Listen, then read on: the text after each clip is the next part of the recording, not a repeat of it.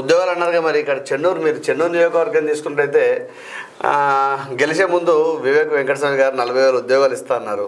సంవత్సరాల కాలం దాటిపోతూ ఉంది. చాలామంది అడుగుతూ ఉన్నారు 40,000 ఉద్యోగాలు ఎటువైనా అని. దీనిపై మీ అభిప్రాయం, మీ ఎమ్మెల్యే గారు మీరు అడగట్లేదా మరి? అంటే ఇంకోటి, జైపూర్లో పవర్ ప్లాంట్ కూడా మీ దగ్గరనే ఉంది, అవునా? అనేక ఉద్యోగాలు కల్పించే అవకాశం కూడా అక్కడ ఉంటుందని వినికిడి, నాకు కూడా తెలియదు. ఒకవేళ ఉండే అంటే ఎందుకోసం జరుగుతూ ఉంది, ఆగుతున్నారు అంటే? వాస్తవం అరుణ్ భాయ్, అంటే ఎమ్మెల్యే గారు ఎమ్మెల్యే ఎలక్షన్, దాని తర్వాత ఎంపీ ఎలక్షన్, అంటే ఎన్నికల్లో కొంత ఇదైంది. ఖచ్చితంగా మాట ఇచ్చారు, మాకు కూడా పూర్తి నమ్మకం ఉంది. పవర్ ప్లాంట్లో కూడా ఒక 8 మెగావాట్స్ పవర్ ప్లాంట్ ఇంకా కొంత వర్క్ నడుస్తుంది. అదొక 5-6 నెలలు అయితే అది కూడా పూర్తి అవుతుంది.